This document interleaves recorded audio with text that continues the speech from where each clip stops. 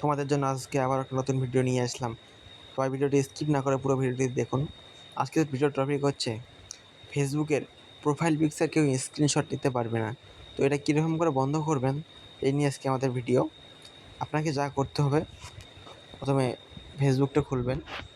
খোলানোর পর ভিডিওটি কেউ স্কিপ করবেন না। চ্যানেলে নতুন হলে সাবস্ক্রাইব করবেন, পাশে থাকা বেল আইকনটি অন করে রাখবেন, তাহলে নতুন নতুন ভিডিও আসলে আপনারা সবার আগে দেখতে পারবেন। তো চ্যানেলটি অবশ্যই সাবস্ক্রাইব করে রাখবেন এবং লাইক, কমেন্ট, শেয়ার অবশ্যই করবেন।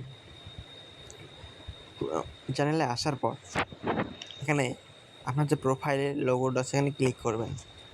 ক্লিক করার পর যে প্রোফাইল পিকচার আছে, প্রোফাইল পিকচারে ক্লিক করবেন।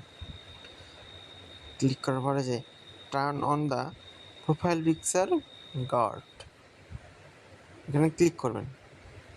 ক্লিক করার পর নেক্সট করবেন।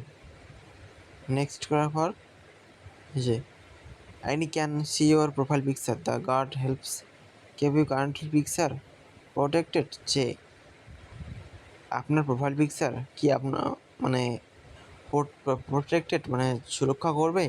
যদি আপনি ক্যান্সেল করেন তাহলে ক্যান্সেল, আর যদি আপনি করতে চান তার জন্য আপনাকে সেভ করতে হবে। ওটা হলো যে এখন দেখুন একটা নতুন লোগো চলে এসেছে। এই যে এতক্ষণ কিন্তু ছিল না এই জায়গায়, যে এতক্ষণ এই যে একটা প্রোটেক্টেড চিহ্ন ছিল না, এখন চলে আসলো। এই হচ্ছে আমাদের ভিডিও প্রসেস। কীভাবে আপনি আপনাদের সব বন্ধুদের শেয়ার করে দেবেন যে কীভাবে ফেসবুকে প্রোটেক্টেড করা যায়। তো ভিডিওটি দেখার জন্য অসংখ্য ধন্যবাদ। সবাই প্লিজ লাইক এবং